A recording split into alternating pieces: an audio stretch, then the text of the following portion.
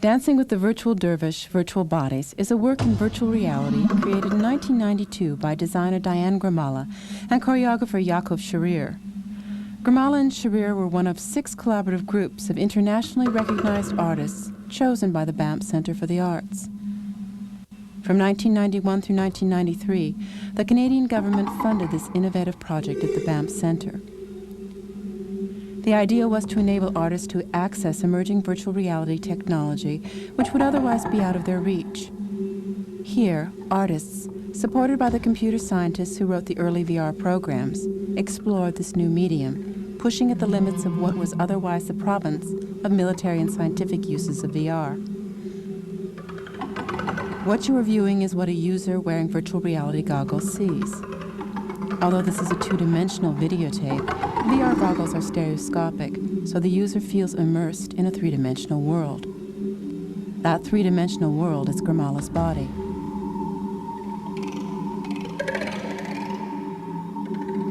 I was interested in virtual reality as a natural outgrowth of my earlier multimedia work. In my opinion, VR is one logical extreme of multimedia. That is, if multimedia had a level of interactivity that went beyond clicking and pointing, if you could walk into it, you have virtual reality. VR emphasizes the behavioral aspects of design. So instead of creating a series of paths or if-then scenarios, you need to create simulations, or worlds to inhabit, if you will. Suddenly, more than your vision or hearing are involved. Other senses, like your proprioceptive sense of being in your body, are also involved.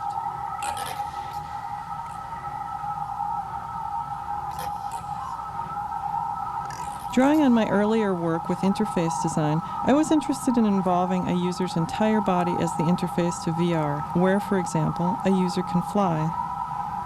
My first experience of VR was a bit unsettling. In VR, I had the bodily sense that I was flying. At the same time, though, my body was, of course, bound by the gravity of the real world. This gave me the common sensation of being seasick, otherwise referred to as sim sickness. Somehow, this odd bodily sensation I experienced in VR related to my extensive experiences with the medical profession. I guess my first real experience with VR was in 1978. I was awake during a surgery in a teaching hospital, and I could see the inside of my body projected on a large screen for other doctors to watch. They didn't want me to watch, of course, thinking that it would upset me. It didn't, though. The images seemed wildly interesting, even beautiful. In an odd way, it was pleasurable to see my own viscera, enhanced through an opiate drip. Later, in the 1980s, I was also suffering from chronic pain. One way of dealing with chronic pain is to meditate, to go inward to a pleasurable vastness. It wasn't an out-of-body experience, so to speak. Rather, it was an inward travel, where my body seemed to expand infinitely. We have few words to describe this in the Western world, but in any case, it felt akin to my virtual reality experiences, where descriptions of the sensation are often termed disembodiment. So I thought I'd explore this aspect of so-called disembodiment, using data I had from a series of MRI studies of my own body.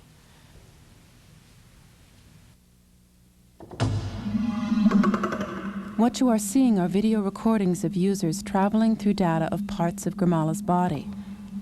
The user navigates through her torso, which is texture mapped with typography.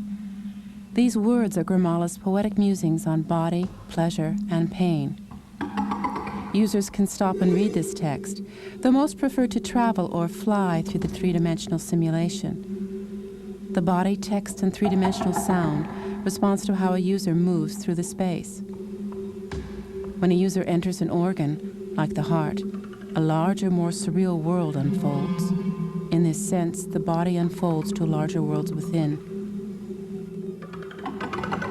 Dancing with the Virtual Dervish, Virtual Bodies has 2 forms. The first form is where a dancer on a proscenium stage wears the virtual reality goggles. What the dancer sees is simultaneously projected on a 40-foot video screen. In this way, the audience gets an idea of how to navigate in VR and gets a sense of how it is possible to travel through the various worlds. The second form follows this performance, where individual users don the head-mounted display and navigate through the worlds of the body at will.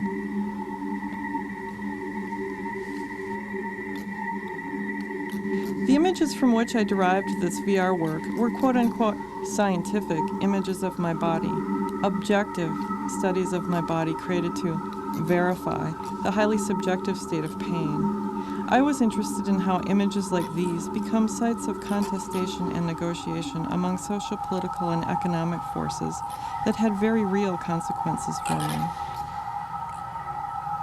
I wanted to reappropriate these purportedly objective medical images of my body, in some sense to reclaim and re-inhabit them, and to allow other users to experience the pleasure of traveling through organic spaces of a body which exists in a continual state of decay and reformation.